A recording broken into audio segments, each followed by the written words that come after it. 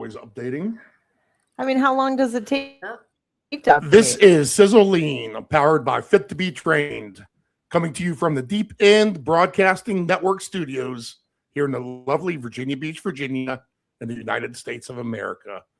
If you want to be part of the 30-day or 60-day transformation, then contact Sizzle Karen on any of her social media platforms at Fit to Be Trained. Now, here's your host of Sizzle Lean, Karen Dougherty. I thought you would say Dougherty for New Jersey, but that's Karen okay. Dougherty. Dougherty. I'm not used to not having the sizzle. That's how I know to like pull myself together, but that's okay. It's New Year's Eve. We're going to have a lot of sizzle in our lives all day long. We don't need the sound of bacon in the background today. Maybe tomorrow, but not today. But I've got a guest on today, so I am pretty darn excited, and I have been excited for days, I'll admit, because I'm going back into my youth and my childhood. My guest today is from New Jersey, where I am from, and I can even feel myself getting warm. And I have good memories of my guest. May I add that I have been admiring her biceps since we were in the 7th grade. That would make me at about 11 years old and her 12, because we would sit at we would walk out to the buses at Heritage Junior High, and and Nancy always had the best arms. And I've got some pretty good arms myself, so it takes one to know one, but Nancy's been rocking those those guns before that saying was invented, right? And I always do a long intro, Nance, so hang in there. I've been following Nancy. You know, we went to junior high together, and we were friends with the same group. And back then you'd hang out in groups, and maybe it's still like that now, but I never got to know her totally on a personal level, but I knew I always liked her, and we would laugh together. We'd be at the same parties and stuff like that. We always liked the same friends. So obviously when Facebook and all that stuff came on, did I follow Nancy? You betcha, right away. And there's my Minnesota coming out. But Nancy and I've been following you since Facebook came out, 2011 at least. And Nancy got into the health and wellness industry just like I did. And so you can imagine how excited I am at almost 60 years old to get to talk to a peer and somebody in the industry that I knew back in junior high. And I know the friends that we still have, we still share probably a lot of them. So reconnecting with you now as an adult is super, super exciting. So I want to introduce my friend, my pal, my colleague now that we're grown, Nancy Adams is how I'm going to, I talked long enough that we got our audio back. But I'm known to have long intros because I have a lot to say about y'all. There's a lot to reason why I pick my guest, So Nancy, thank you so much for agreeing to come on and share some time with Steve and I today. Thank you for having me. This is really exciting. And, I think we shared a boyfriend. I think Mitch I don't know. We did? Yeah. Which one? Yeah, scandalism sells. I know. We had such a great group of friends because this got me rolling, Nance. I mean, I was like, oh my God, I can't wait to contact how many people to tell that they'll be so interested, like Debbie. And I don't know how much I'm allowed to say people's last names, so I'm not going to. But, that's why we share, Eileen. Oh, yeah. Eileen lives We down share here. so many people. Yeah. Yeah. I know. So this is going to be so healthy for both of us in the sense that it's going to not only just connect you and I, which I feel like we have always had a mutual respect for each other through the years. Sure. I mean, for God's sake, you even rode a Harley. Like I mean, if I lived in that town with you, you would be my best friend. I just know it. Yeah. Yeah, for sure. Yeah. It wasn't until Absolutely. Yeah, for sure. I stopped riding because if I fall and I break my arm, Yeah. like I Jimmy sold just mine. Jimmy just went down on 95. Oh God, don't tell me. I, Yeah. you know what? I know that because I know he was in the hospital. I didn't know what for. I did not know that it was a motorcycle wreck. I just sold mine in October. Nancy, got to the point where I was literally afraid. I wasn't into, I mean, I was scared of everybody on their phone. I'm not as Mhm. quick with my reflexes because I don't do it like I did when I was young. I took many years off to be a mom.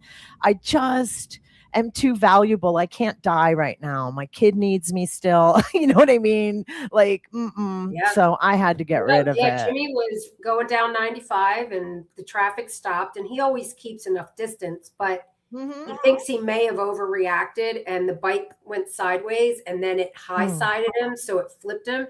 And I go, babe, what were you thinking? He's like, well, I was sliding down the road and the bike was sliding down next to me, and I'm thinking this is going to hurt. But you know, Karen, the craziest thing is he didn't dress for the slide, right? Like you're supposed to dress for the slide. And he had a t-shirt on. There wasn't a hole in the t-shirt. You know, I mean, he was so lucky. Wow. Yeah. I mean, he had to have surgery. Right. Like he had and that's, you know, I mean, we'll get into it in this conversation he's the main reason I'm a health coach, because he had a heart attack at 40. Yeah. Yeah.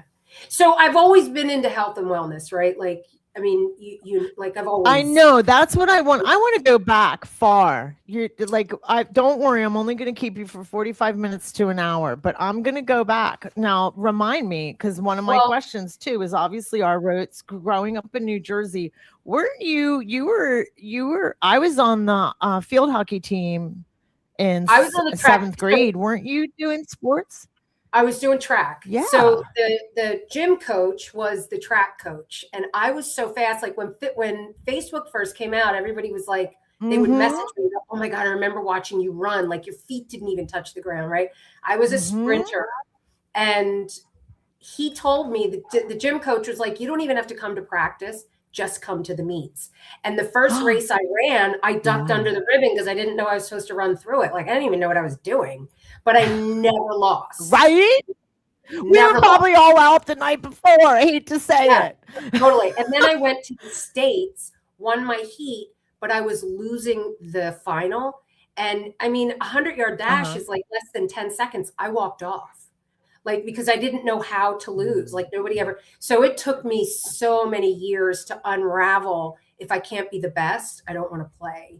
So that's Nancy. That happened to me in swimming. I did the same thing. I quit because I didn't know how to lose. I was winning. And as soon as I started to lose, I even said to my mom, I was like, I'm out. I'm not doing I want to leave as a winner. Yeah. And it can parlay in other aspects of your life, right? Like it can start to show up in other places of your life. Like, you know, if you're not a perfectionist, right? And we, you know, like we can't eat a piece of cake because, you know, it might affect our biceps. You know what I mean? Like, so that unraveled for me when I had a grandson. So at his first birthday party, everybody was eating ice cream. And I'm like, no, I'm a health coach. I don't eat ice cream. You know, but hoping that Jimmy would give me a bite of his ice cream, you know, and then I realized, and he didn't. So yeah, that's a whole nother 45-minute podcast. Hey, we've got this podcast once a week. You can come back as many times as you want. Because often what happens is we find all these other things we want to talk about. And why I started this podcast is I wanted a place for people like you and me and Steve, obviously, to talk about how, because a lot of times people have a stigma about us, and we might be in, you know, where we're not, you know, it's just exercise or it's just this, or, you know, I like us to get in deep and really get a chance or a platform to talk about what we're into. Like I'm really into posture and that kind of stuff. And so I want you to know this is an open platform, not only today, but as much as you want. That's what this is for. So I didn't mean to interrupt you, but I need that. That's okay. I mean, there's so many open, you know, whatever Steve calls them, when you've got all these open windows, right? Like, so, I I mean, there's so many directions that you can go. Even like when I went to school to be a massage therapist, I was like, oh my God, at the end of school, you're like, oh God, what am I gonna specialize in? Mm-hmm. So I started taking a bunch of classes, and I'm really good at neuromuscular and deep tissue and sports. But when I lived in New Jersey, I went to college. I worked at Gold's Gym. I taught aerobics, all that stuff. And then I went to college to be a dietitian. And the standard American diet that you were taught in the 80s used to give me such anxiety. Like I remember going to this one nursing home for field experience, and I had to leave. My panic, I was like, you feed people like this? Like, don't you understand that food is medicine? But at 25 years old, I didn't think I had a voice. I didn't think what I had to say mattered, and they still feed people that way and think it's okay. I still feel that way. Yeah. I still often feel like I'm not heard. Yeah. When Jimmy was just in the hospital with his open heart surgery, I was out, running errands, and he sent me a message. He's like, get back here. And I'm like running through the hospital into the intensive care unit. I'm like, what's the matter? And he's just sitting there like, the dietitian came in and she really freaked me out. It's like, oh my God, Jimmy, like, have we learned nothing? We don't listen to people in the hospitals. You don't listen to the right people. Right. Like even the doctors, right? They get about an hour of nutrition training in college. Right. Exactly. I mean, so Jimmy was the reason. So I went to school to be a dietitian, and then I moved to Florida. And I went to school to be a massage therapist, and I hated touching people. But because I was unraveling that if I can't be the best, I don't want to play games still, because it entered into all aspects of my life, right? Even in my career, it entered everywhere. So I was like, I don't care if I'm the best massage therapist on the planet. I just have to complete this. And I started getting the most amazing feedback. And I was like, wow, I guess I'm pretty good at this.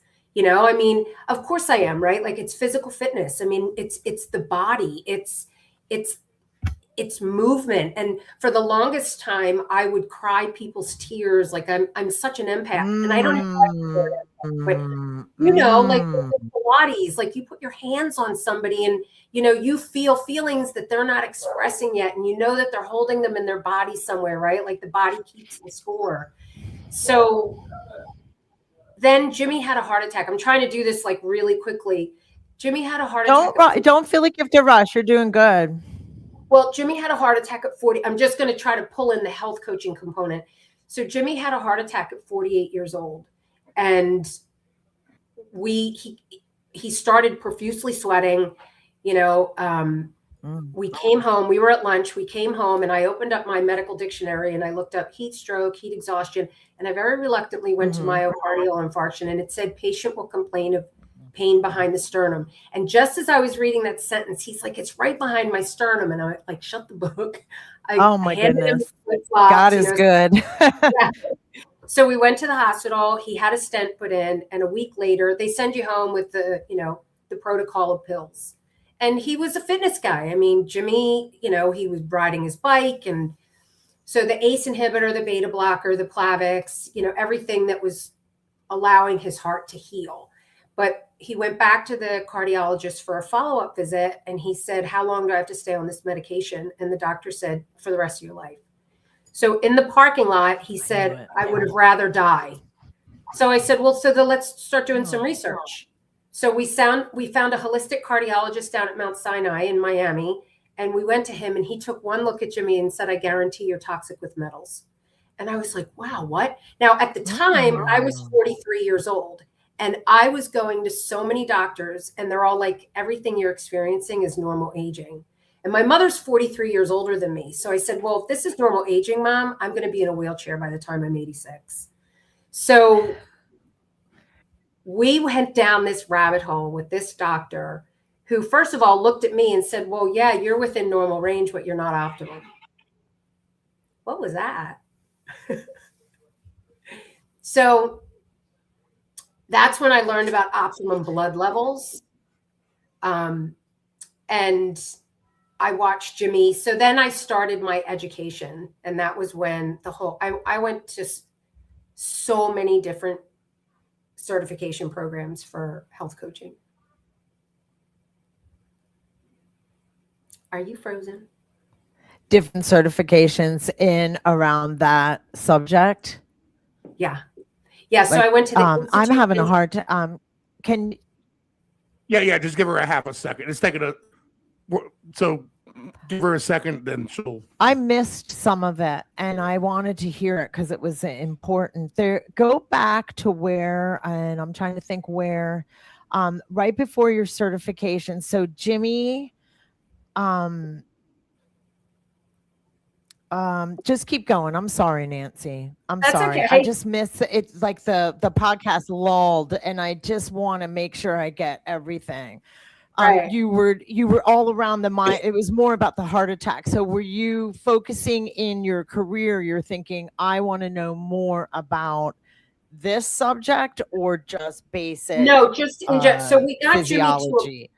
We got Jimmy to a point where we understood he doesn't, like, today, if you have a heart attack, you're not on Plavix the rest of your life. At that point, it was like, oh no, you take it for the rest of your life. So, we, right. But we didn't. His doctor was like, no, after a year you go off it. And so because of helping him and basically coaching him through it together, both of us, I decided to go to the Institute of Integrative Nutrition and their health coaching program. So I took their health coaching program. And when I was finished with it, I was like, okay, that wasn't enough. So I took their advanced gut health course. I took their advanced hormone health course. I took their emotional eating course. I was like Helen Keller, right? Like I just couldn't get enough. Oh my God. So then I went to the Functional Medicine Coaching Academy. Then I took Josh Catalis's bioelimination and detoxification course. And then I went to the School of Applied Functional Medicine.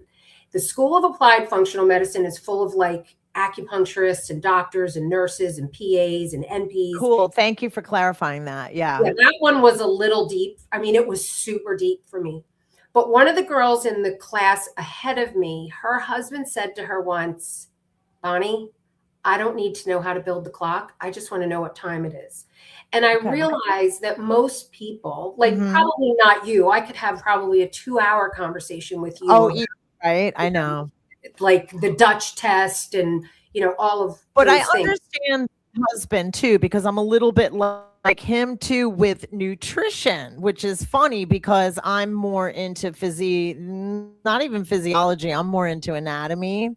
And so I glaze over with nutrition. So I've always had friends like you in my back pocket that I could go run to. And that's why I was reacting to the list of education that you go through, because a lot of that stuff puts me to sleep. I can't deal with it. I'm more anatomy, mechanics, body mechanics. So I love getting with you because I learned so much. Do you know what I'm saying? Sure. I mean, you would put me to sleep, but going to school for it, I couldn't do it. Like I went to nutrition and I joke with people because I had nutrition in college, right? And I'm like, when I got out of school and I started doing this as my career, I would joke with clients. I was like, well, I slept through nutrition, so you're going to have to get somebody to help you with that. And I can hook you, and then I'd hook her or him or her up with you.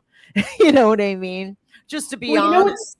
What's so fascinating. So after I realized that, okay, I'm going too deep with this. I don't need, I mean, yes, it's great to have the education, but I went back. For sure. Right. I went back to IIN and took their alumni program. So it came full circle because, Karen, at the end of the day, the drivers of disease are crap food, stress, and toxins. And we can overcomplicate it. Like we can overcomplicate it all day long if you want to, but we don't need to, right? Like most of us know what crap food is, but there might be things like my older brother just had open heart surgery and he's on Coumadin now.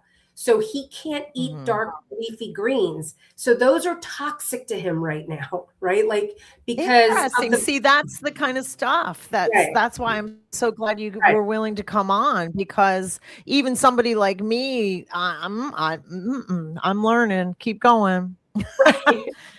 But we don't know what crap food, right? Like clearly we know going to McDonald's, right, is not really what we want to do on a daily basis. but my body might Right. be reacting to something. So we need to, you need to sit down and figure that out.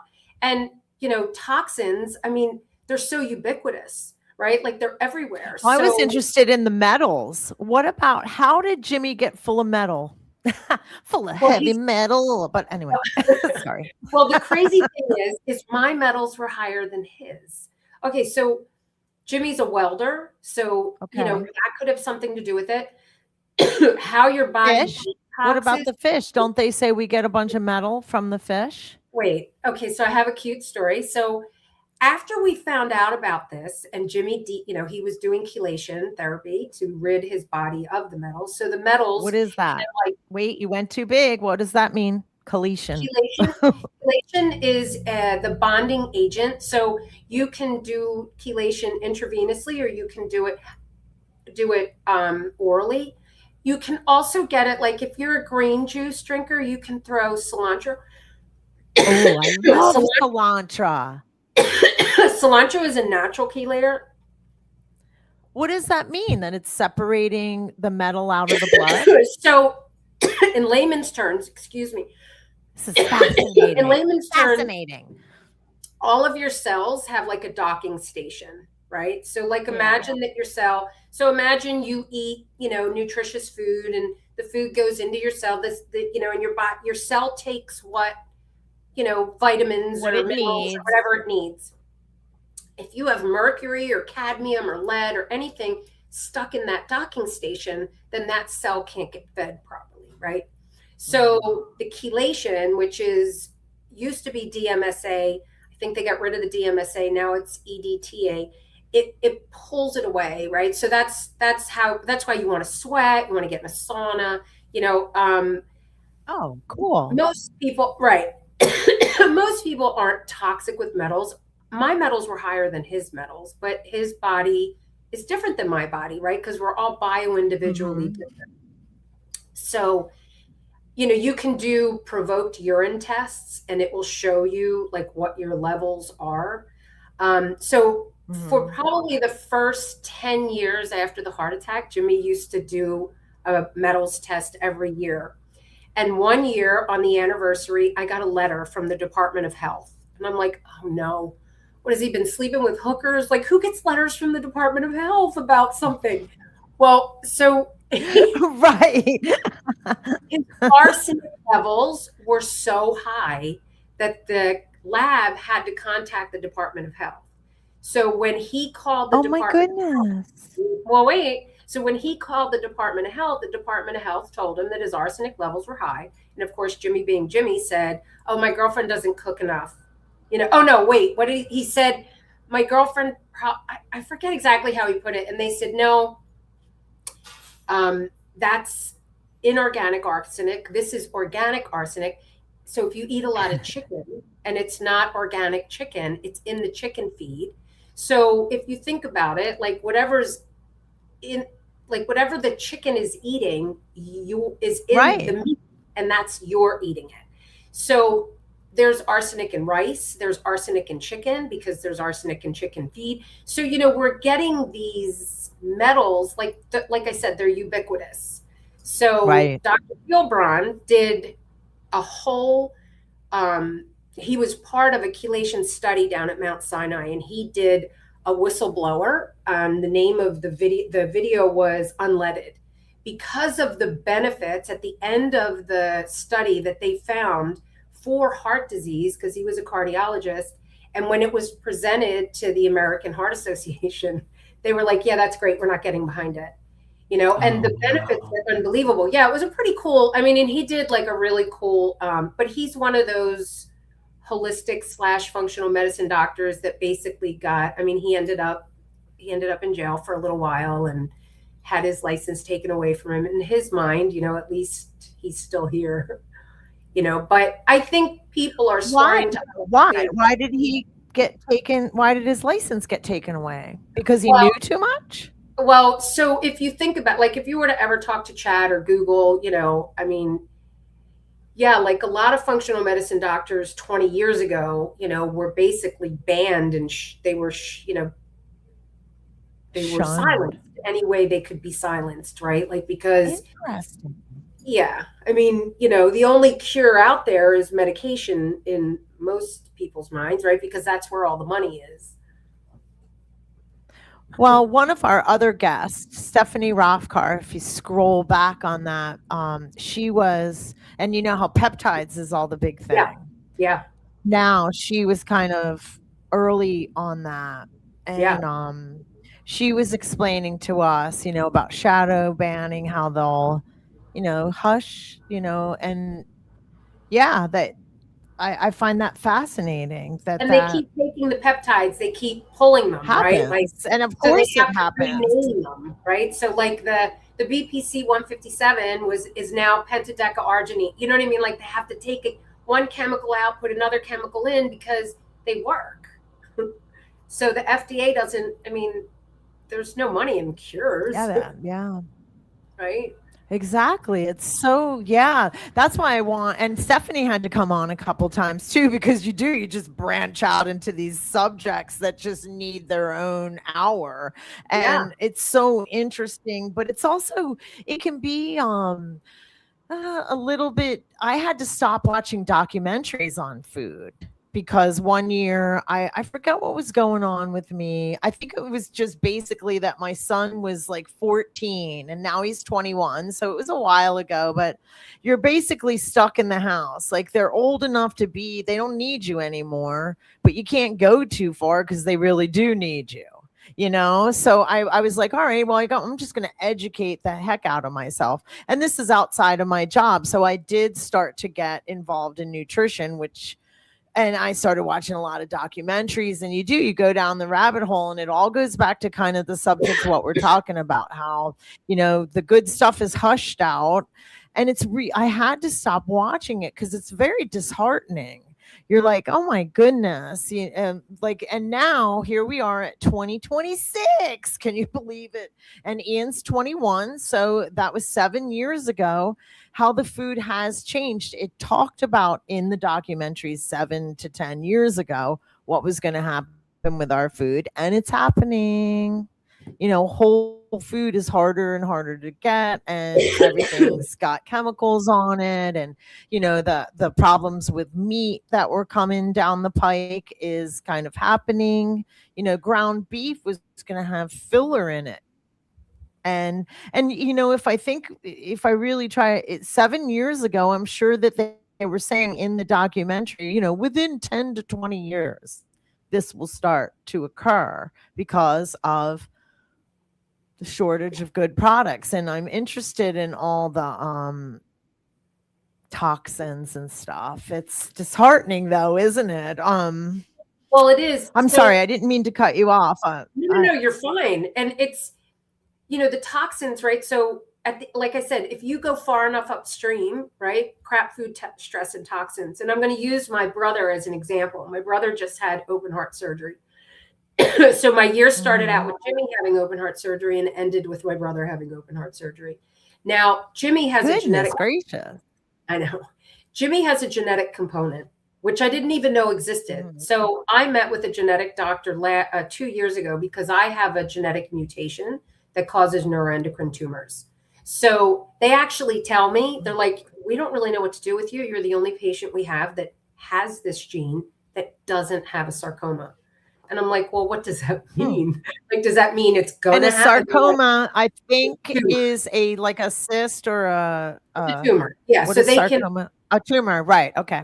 So with this type of mutation, a tumor could show up anywhere from like my head to my abdomen, or my, pelvis. So I get a full body MRI every year. My biological mother, who I met when I was 35, who lived in she worked at Shore Memorial. She lived in Summers Point. And I used to party in Ocean City at the waterfront right across the bridge in Summers Point. And she was literally right around the corner. I mean, come on. That's a whole nother podcast in and of itself. Nancy, I forgot that about you. I'm adopted too. Yeah. I was adopted too. Yeah, that's right. And now I remember because we did talk. I did get to meet my biological mother when it was probably, because I can't believe I'm 59 now. So I was probably about 49, 50. Do you still talk and to she's her, real young. Yes, we have, yes and no, like no bad blood, nothing like that. Right. Just kind of what was happening with me, Nancy, and you'll appreciate this is they live in North Jersey, I'm South Jersey. Right. And my father and mother, my mother had already passed, and my father was nearing. So every moment that I am in New Jersey, I am with him. Sure. So and obviously they understood that and respected that. Well, my father has passed. So now I'm like, I think it's time for me to reignite those relationships when I can really put some effort, time, relationships take, you got to feed them and do well. And so I couldn't do it back then. I just had to be with my aging parents. So now time is right. So oh, yeah, that's really cool. But that is a whole different podcast, isn't it? But I'm glad that you got to meet yours. Yeah, for sure. I knew that would happen with us. Yeah. I'm so glad. So my brother's surgery, they told him in the hospital, it was all lifestyle, right? Like lifestyle medicine is real. Like my brother's a type 2 diabetic. He is, he's on blood pressure medication. He's on cholesterol medication. And back in September, he was like, but all my numbers are good. I go, Pat, you don't understand. They're not good. You're not fixing the problem by being on medication. You're just masking the symptoms. So the disease is still there. Right. You have to change your lifestyle. Right. That's the Who's blowing leaves? I think it's outside my condo. I thought it was on your end. I couldn't figure it out at first. It's no big deal. That's no big deal. I just at first was like, hopefully they'll go away. Got to get your leaves blown. Yeah, this right. has to happen. But so no worries. Lifestyle, right? I just wanted to make sure none of us were blowing up from toxin. No. Crap food, stress, and toxins. Like I recently, like even with all the education that I have, like somebody brought to my attention living on a golf course. And I thought, oh my goodness, I never even really thought about it because they're so manicured and the amount of chemicals that are used to keep a golf course manicured. And like most people that golf, especially down here, you golf all year round and you're golfing, 4 or 5 times a week. So you really have bugs. Yeah, the chemicals are the fertilizer. That never occurred to me either. That's why that's another reason why I like having this podcast. Look how much I've learned so much every week. And you and I are definitely, and Steve, all three of us are into the nerdiness of these subjects. I love it. And you can't learn too much. I never thought of that. Parks, all those beautiful places. But like I said, they're ubiquitous, right? Like you can't get away from them. They're there. So what do you do to benefit your body, right? You throw exactly. What do we do, Nance? Do you know?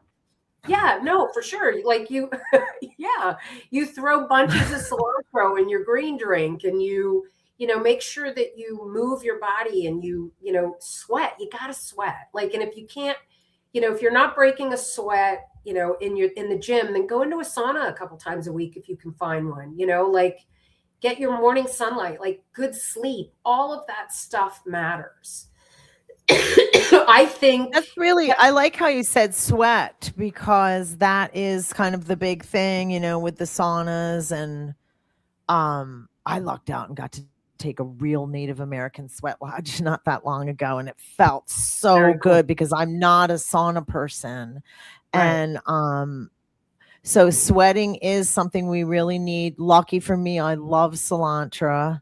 I know that parsley, I don't get it very often, but parsley, I was told is good for cleaning. It cleans your blood, cleans things. So cilantro and parsley are so similar.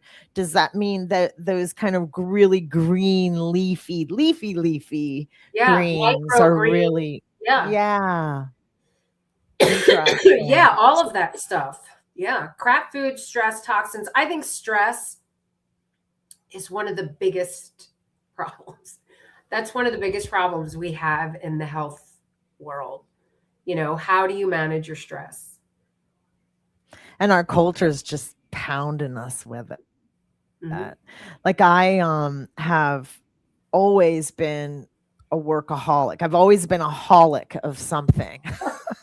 So if you're going to take my alcohol away, which most of my adult life I've had to let go of alcohol. I've had some bumps in the road where I'd relapse or stuff like that, but I'm alcoholic. So you take my alcohol away and I'm going to do it shows up in work, it shows up thankfully in fitness. Right. But I have so many issues with that go along with that, which again, a whole nother podcast, like the perfectionism, the lack of I even forget now why I even brought it up, but the stress. Oh, I'm so used to being in that high, like my body actually thrives in cortisol. And I turned 60 this year and I'm so excited to do it. I've never felt better.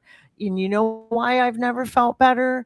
Because I have tried to start resting and stop that bullshit of everything has to be perfect and blah, blah, blah, like on myself. I mean, I've been in therapy since I was 12 years old. You know, it's like, oh my God, when am I going to learn some of this stuff? It's because I'm really quite a good functioning human being. And then some things I just can't tackle, you know, the self-esteem stuff, and then perfectionism, procrastination. Last week I did a podcast on grace and because procrastination and laziness, you know, the difference of resting and lazy is worlds apart. But for some of us, like myself, God forbid if I rest, I'm like, oh, I'm being lazy, you know, and I'm trying to get away from that and trying to bring people with me because I think our culture is basically like that. I think I'm not alone. Well, I tell my a lot of people that I talk to. Yeah, I tell my massage clients all the time, you don't overtrain, you under recover. Yeah.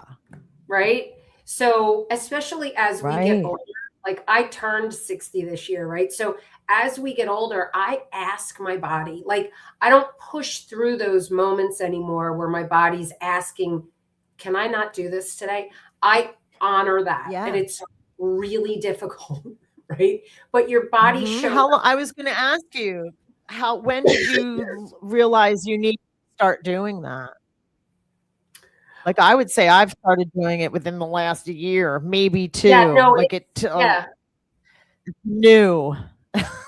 So I'm embarrassed to say, yeah, it's new. So I've probably been in some kind of adrenal fatigue since I was like 45, right? Because I think it's also that, like, I don't know about you, but whenever I go back to New Jersey, I'm like, oh my God, like there's nobody on the road at 9 o'clock at night. You come down to Miami and people are, you know, all over the place 24. It's like Las Vegas, right? Like it's always going. But I think up there, everybody, like, you get a job, you work 9 to 5, you know, like it's just right. So, and we're doers, right? Like my mother was like, you know, you do, like we started working before we knew how to drive. And, you know, we've just been doing, and, you know, we're human doers, not human being. So be useful, you know, be right. useful.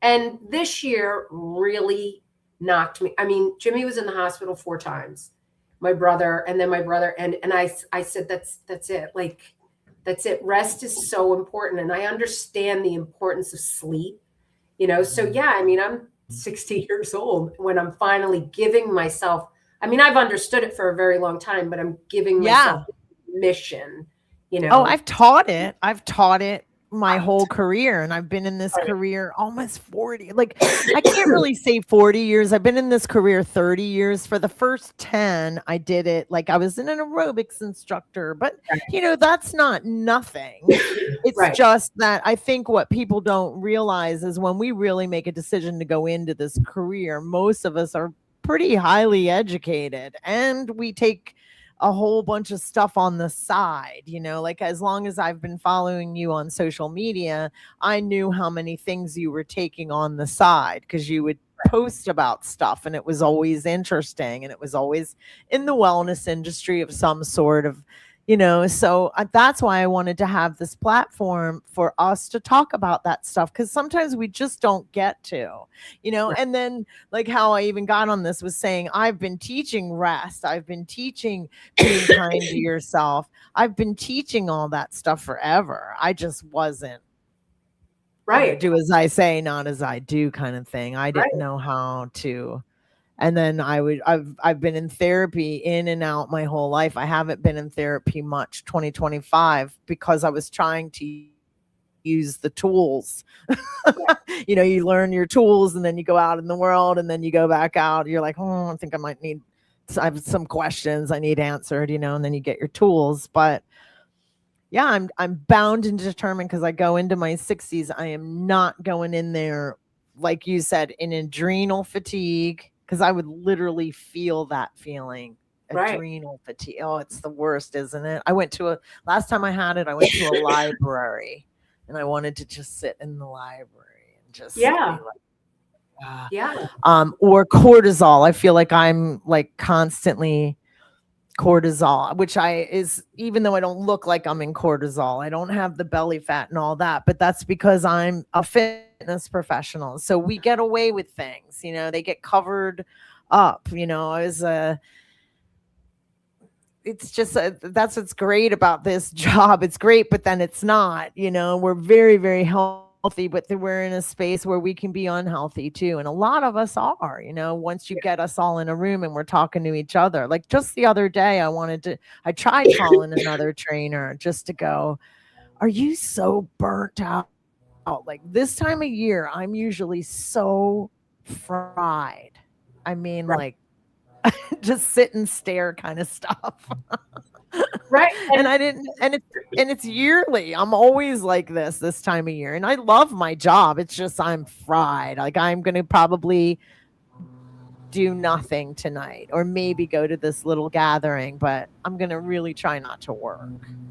Yeah. I mean, you have to choose you. I think when you get into this field, right, where you're working with people on a personal trainer, massage therapy, health coaching, anything where you're working with people and you're really passionate about it, it drains you, right? Like my nurse practitioner asked me when she said, Nancy, are you an HSP? I'm like, what's an HSP? So it's not an empath. It's a highly sensitive person. And when she explained it, like, yes, that's absolutely who I am. I don't know why I'm choking so bad. I think it's because I've had this cold and I haven't really talked for days. Could it be them? Like, and plus they're probably blowing a bunch of pollen around. Oh, they might with be. the blowers. Yeah, but my windows aren't open, but yeah. You know what I mean? I'm sure that's probably part of it. I know pollen's terrible here in Virginia, and you're in Florida. So I always joke, that's the price we pay for all these beautiful, gorgeous flowers. Yeah, right. Our faces look like a flower. Yeah. It's just the way it is. But yeah, so we're not even flinching here. Oh, are you coughing? We're so used to it. Yeah, we're so used to it. Right? Yeah, you sound normal to me, in fact. But I wanted to go back to, because I know my timer. Yeah, I knew it. I knew I was getting too interested. But I'm set on 45. So what I do is go I just want alerts. And that's more for our listeners. I could talk to you all day long. I just know that people you and I talked about it in our email yesterday. The attention span is only so long. Oh, for sure. But what I did want to talk about is how you said, how like as a massage therapist, you're touching people, and I'm Pilates, and you're right. I forget how much. In fact, I like you that we always, even when we were little and we'd be at a party, we'd be like, oh my God, I'm like that too. And even still, when I went into school for Pilates reformer, because I did mat for many, many years, because it fixed my back, and reformer fixed me. It's just the school was too expensive, right? I was just living on, basic fitness and mat. And then when I went into reformer school, they were like, oh, you have to always touch the client. And I was like, I'm not really a touchy-feely person. And they were like, well, you're going to need to get over that or leave. I was like, oh, okay. And I did. And it was funny in my exam too. They even were like, one instructor was talking to another instructor, and she goes, I knew that one instructor was full of shit, full of you know what, because she said Karen Dougherty touched too much. And I was like, because I always was not one too. They were always trying to push me to. But now I have really found a balance in it. And it really was in personal training too, how you would just bring their shoulders back, so they could open up through their chest and stuff like that. But yeah, Pilates, I have to touch them all the time, even just taps. But I do get very drained because it is that personal one-on-one. And I forgot that I'm really touching. And I just realized, massage therapists, you guys are, how do you deal with, because I too am a highly sensitive person and probably empath. And not probably, I mean, I'm definitely an empath. And so, yeah, how do you guys take care of yourselves? They say in an ideal day, trainers should really only have 4 sessions. Or it was actually me and my Pilates reformer trainer when I was like 30. We talked about, as fitness trainers, what's your max? And 4 a day is really good, but that's only 4 hours. But then a lot more entails in our job, like we do the programming and all that stuff. People don't realize. They think we just show up and, do our little exercises. But how about massage therapists? And I'm sorry, I'm kind of stuttering today. But a lot of us need to eat, so we have to work a little bit more than 4 a day. So that's how the burnout happens. And 5 is really max for me. I mean, I've had just recently, like before I was traveling, one day I had 8 clients, and I was like, wow, like I was happy that I was able to even have 8 clients, but I knew in a health that I better be careful. You know what I mean? Like tomorrow I better rest. I was traveling, so I was slamming them in one day, so I knew I was going to rest and have time to recoup on the vacation. But massage therapy, that's way, you're really touching people. Do you have to be even more careful than us in a sense? So I've been doing with it rest and not picking up everybody's stuff. Yeah. So I've been doing it for like 25 years. So over the years, I've learned how to manage that and to protect my physical being.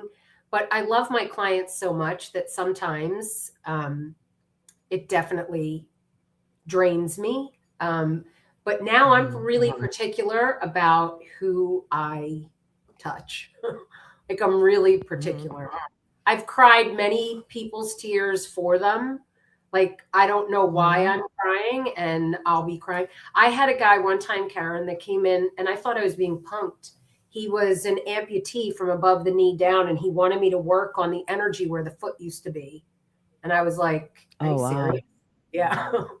So he was very serious. So I had to get very serious and very focused, and I had to call in all my, and I worked on where the foot would have been had he had a foot. Right. Watched, and I worked, and I worked on the calf, and I mean, it was just the air. Right. It was the energy though, right? So there's so much energy exchange. If you think about your ethereal body and all of the bodies that are out here, right? Not just this meat suit that we walk around in, right? Like there's so much energy around us. And we are energy. I mean, if you see,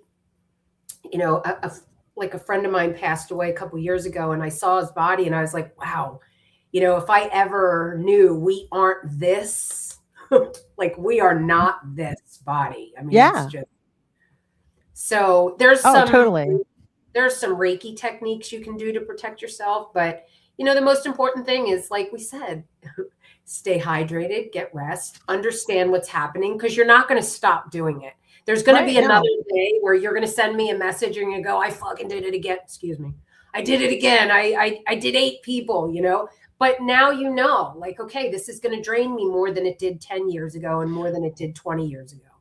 Right. Yeah. I am really honoring the age thing, which is why I'm also so thrilled to be I always have been like that my whole life. I've always enjoyed getting older, but which is weird in our culture because our culture doesn't seem to like it. But this truly is our golden years. You know, my son's 21.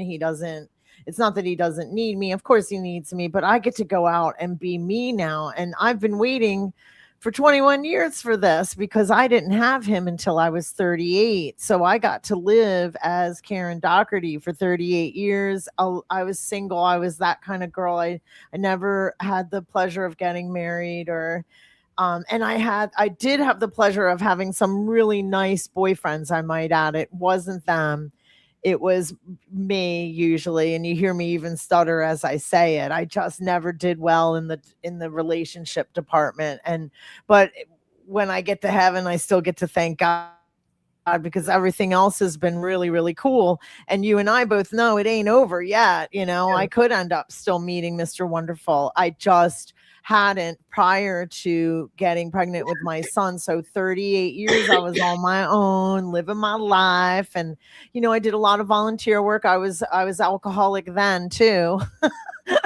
I've been alcoholic since I was about 12. So I always got to work in those realms, which is really cool. Working in addiction and helping people get sober over all different things because I was addicted to hard drugs too. So I feel comfortable in all those realms, you know, and whatever one comes down the pike. Although I will say now, as a 60-year-old lady, I don't know nothing about that world. I crack up. I really just and I work really, with I mean, I don't know how much of that world even, like, it seems to be really cool not to drink now, right? Like, oh yeah, I know. We've talked about that. Yeah, like my son doesn't drink. I mean, he does. Yeah. I mean, he drinks. He's normal. He drinks like a norm. We call, as alcoholics, we call people normies. You know. Right. Yeah, he's very normal, and I always joke I like the thirsty drinkers, the ones that can drink and get away with it and party and know how to stop where I just didn't. That's why I get fired. I'm out of the game. It's like, Dougherty, you don't know when to put it down. I'm like, I know. Right. I think I'm so fun, and everybody else is like, no, you're not. No, you're I was the same way. Yeah. So I stopped, and I have so much fun now, and it's great. You know, I am much happier sober, and I'm glad that we're talking about this because you're right. It's almost in style not to drink. It is. And one of my favorite programs, and I only take like certain, I don't really advertise it a whole lot. I notice you don't, I advertise a lot online compared to you, but I don't really advertise about my sobriety and fitness program. I like to get people when they get out of treatment and they've already made the decision, you know, they're like, oh man, I can't do this anymore. And I tend to like to be older. I'll work with younger girls and men and women, but I like to, you know, when they're really like, oh my God, I got to quit doing this. Right. And then I love getting them out and teaching them how to live in the world without it. And how great it is, because I think a lot of people think, oh, I'm not going to have fun anymore. You're not going to have fun anymore. That shit's like having a third job. It's exhausting to be addicted. Exhausting. Yeah. I'm like, you're so free now. And if you can, it's so fun. And the foods, like I would hook up. I actually have done my research, but I'm glad that we have reconnected because I can tell with your knowledge.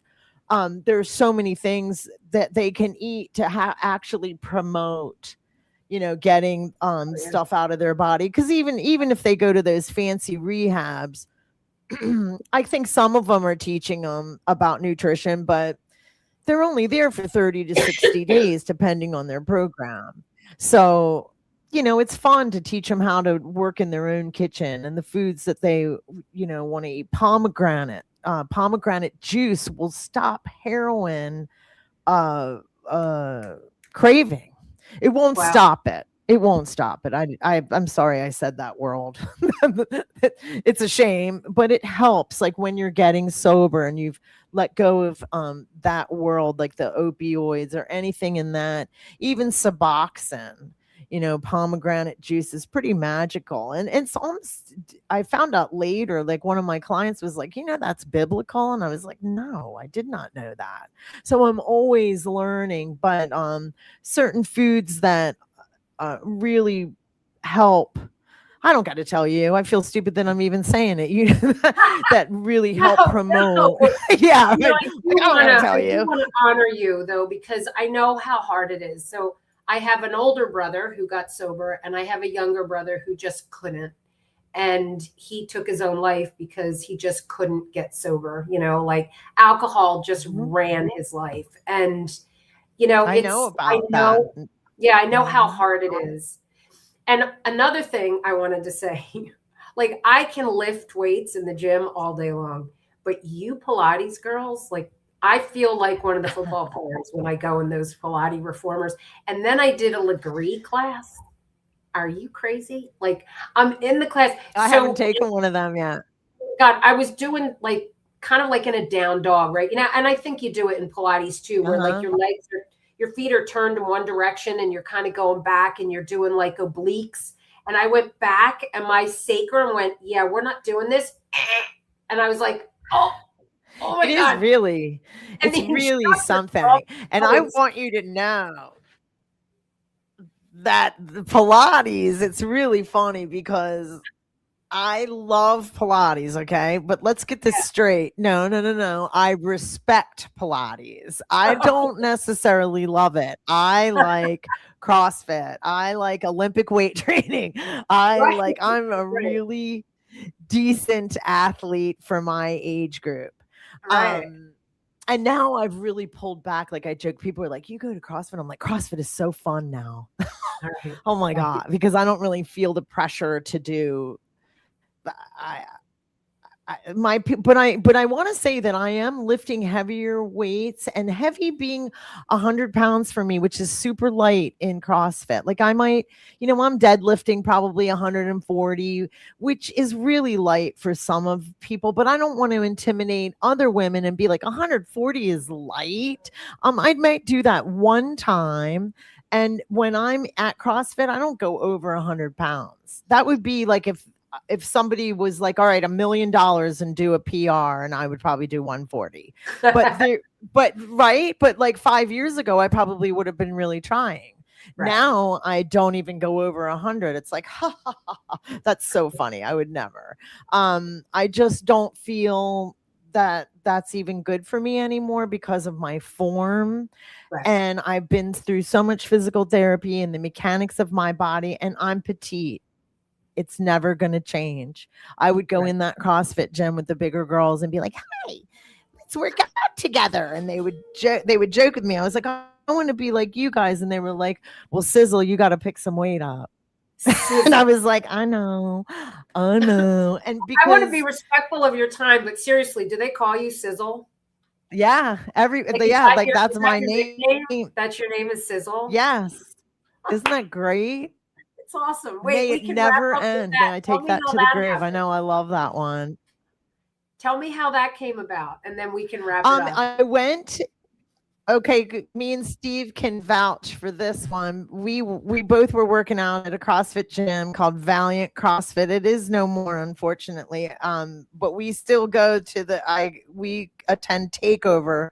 Bought the Valiant CrossFit. I just felt the need to blurt that out because we are in Virginia Beach, Virginia, United States of America. But anyway, we would all get nicknames. It was easier for that way the coaches would know who we were, And so as soon as you came in, you pretty much got your name. Right. And so my first day was a 4:30, and it was hot out, so it was hot, and I was younger. I was like 41, 42. No. I was probably I was young. I was like 44, and so I'm running hard. I'm pushing hard. So I think my face was really red, maybe. I'm a redhead. You know me. I'm a little bit. Crazy. I don't really know why Ned named me Sizzle, but when I came in and he goes, and you're Sizzle. And That's I awesome. remember that Because there you're was a hot, Navy SEAL right next to me. And for some reason, yeah, I was hot or whatever. And Navy SEALs, I always feel like you can say anything to. I mean, they're so trained. You could say anything, right? Right. Nothing's going to hurt them. And I leaned back. I go, I wonder why he called me that. You know, I go, because do I look like an old pothead? Or no, what did I say? Do I look like an old burnout? Oh my God, that's And he so busts funny. out laughing. He goes, I don't think they mean that. I go, well, that's my paranoia talking. And then we went and ran together because I'm pretty sure they don't mean that. Yeah, And I'm pretty like, sure I they don't don't. know why. That's so cute. But I know. And then Sizzling, do you remember when that fake bacon came out? No. You might not because you're Jersey, and no way would Jersey ever have fake bacon. But Sizzling was fake bacon. I know Jersey doesn't fake their meat out. Those Italians would kick us out, right? But it was like late 70s Sizzling. I remember my mom trying it. I remember the commercials. So one time I was walking in a party and I was doing a bodybuilding show. So I was really lean. And my girlfriend's husband, who named me Sizzle, he was the husband of the head coach at the gym. And I walked in and he goes, Sizzling. And he's younger. So I wondered, I was like, I wonder if he remembers that bacon. And so then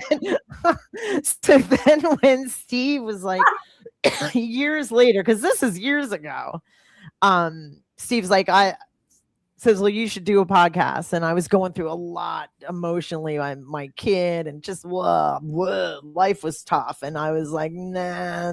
And then I slept on it and I was like, Karen, don't be stupid. This is an opportunity for you. And I always cry, I don't have a voice. Now I got a voice. I got a mic. I can invite my friends that I feel have not had voices either.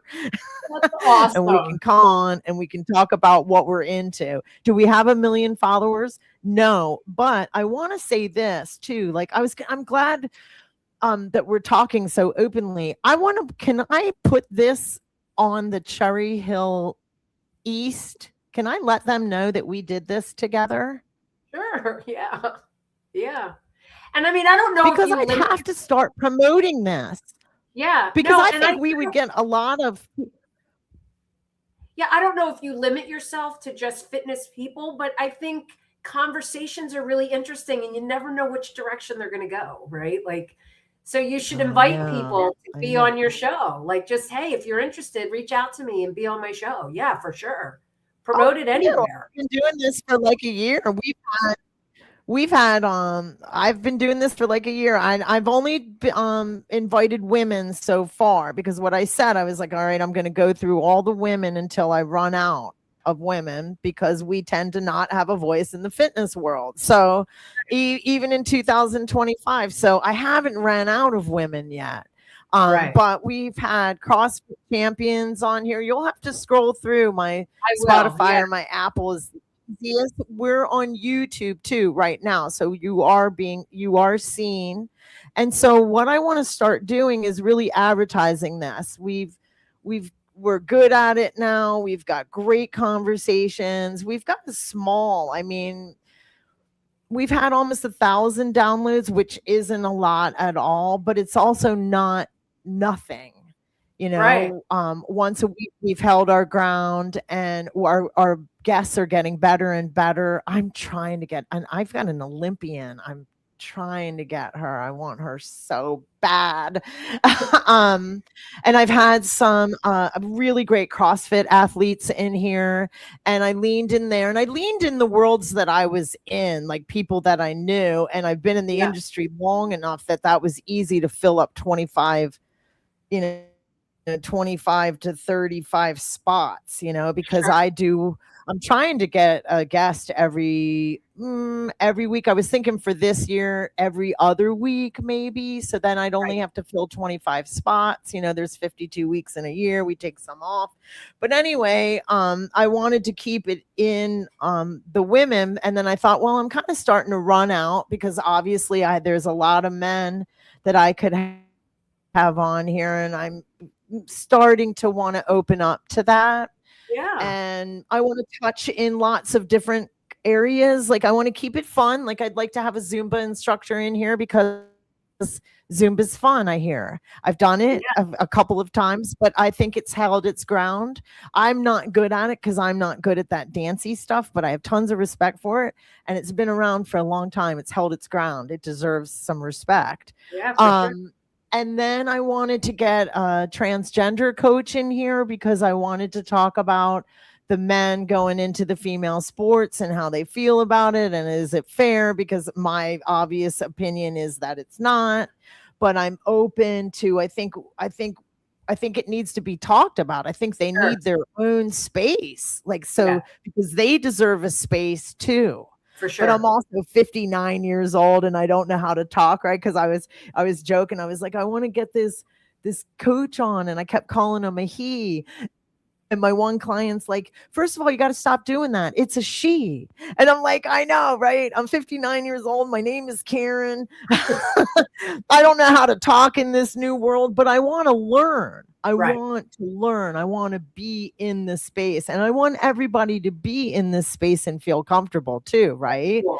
Yeah. So, we got to talk about some of this stuff. So I was 100%. hoping, people would be willing to come on to a smaller podcast to kind of go, all right, I don't want to get my feet wet here. This might be an uncomfortable conversation, but and I think there's a place for us, and I think there's a place, but I got to start advertising it. I haven't been doing that. And a lot of that is, a lot of it's my confidence issue, which, I'm in therapy, not right now, but I mean, it's been an issue, and I've got to get through that and start. And a lot of it's time, to be honest with you. This is trying to get it out there. So if you guys are listening, because this is a live one now,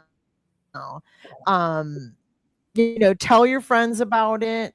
Let's start beefing it up, getting more followers and getting more listeners. And I'll work on getting more great guests like Nancy, and like I've had this past year, we've had some fantastic guests that are coming back on, which makes me feel good. When you all say you want to come back on, what that tells me is that I've provided a safe space for you. And that's what one girl said to me. She goes, I remember when I met you, you made me feel safe and happy. And I almost started crying. I was like, that's the best compliment that anybody could ever say to me, because to make somebody feel safe. So I want this to be a platform where people feel safe, everyone, That's no awesome. matter what your opinion is, and they can be different. We're all so grown now. Oh my God. We're all so grown now. We're allowed to be in the same room together and disagree. And by now we should be able to handle that in a graceful manner too. So, with that being said, hey, and it's New Year's, Nancy. Thanks so much for coming on here for New Year's Day. And you had even said that you were like, I kind of want to do it on New Year's Eve. I did. Yeah. I want to end 2025 and go into 2026 in a positive, and thank you for the space to do that. I love that. And I never got to say anything about this. You had the reason why I asked you on here, and I forgot to mention it, was you had said, you were looking into other areas with your career. And I never even looked at this once. Here's my little notes. But I think we covered really everything. What is your future? What is your future vision? Are you considering expanding, or are you just going to keep expanding in the education that you're in right now? So we talked briefly about, people not really drinking anymore. So what seems to be happening is communities are being created of wellness, right? So there's a place down here in Fort Lauderdale that just opened called Blue. There's a place out in Weston called Biohackers. My nurse practitioner, she does all the peptides and all that stuff. And I kind of call myself a health coach concierge, right? Like, so to go and work somewhere maybe where people are a little confused. Like when I worked at Gold's Gym, people would come in all scared, right? You could always see the scared ones that wanted to go to a gym. And I would always take them up to the scariest steroid guy, right? Like they're just people. And a lot of people don't know what direction to go and what to prioritize in the wellness biohacking world. So I kind of am putting my mind in that direction, like to go work somewhere, maybe part-time as like a concierge, like a health coach concierge. You know, what's next for you? You know, do you need peptides? Do you need chelation? You know, what would benefit you the most right now? Sounds fantastic. I'm so glad that we connected because you sound so confident in your space, you know, like you really know your stuff. And I joke with all of us seem so young, you know, because we've taken care of ourselves, we've done all this, but we're masters. We are masters at every trade that we're in. We can't help it. It doesn't matter if you're a bartender. If you've been bartending for 30 years, you're a master bartender. Do you know what I mean? It's like we can't help it. We have the practice. We have it in. We might feel like, you know, young and even like I feel like, oh, I have so much more to learn. I do, but I go to these conferences and I'm always hungry to be, I always like tell my son, you know, make sure you're the stupidest one in the room because then you're always learning, you know. And I'm getting too high up there. I'm starting to, I have to bring the baton down and start teaching, right? But I still, that's why I like this space, because we're bringing each other in, we're learning. I like that you're thinking in the future where alcohol is popular. Like you would be somebody that maybe I could talk to if I have a client that has some special needs. Like we're connecting and networking ourselves here right now too, you know. So and remember, my mother's I don't even want to end this. I know, but here's what's possible. My mother's 103, right? Like, so that's what's possible for us is another 40 years easy. So how are you going to fill that 40-year space, right? Like, it's not like we're almost to the end. I mean, I had a conversation with my mom this morning on the phone, you know, so that's what's possible. So on that note, I know, and in respect of time, and yes, please, I'll come time. We got time. Oh, Nance, thanks so much for coming on. Have the best New Year, and tell Jimmy and your mom and your family. I know how much your family means to you. Thank you so much for taking time away from them and coming on with us. I appreciate it. Thanks, Karen. It was awesome. Have the best day ever. You too. Bye, Nance. Bye. Oh, that was fun. Good way to end 2025, Sizzle. It was. Makes me feel young again. I remember me and her would be at parties together. Like, I would be like, wow, I like her. I still do. I think I like her even more. All right. Happy New Year to all. Happy New Year to everyone around the world.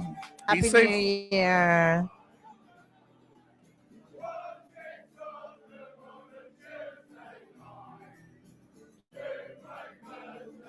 I went over my time. Oh, well.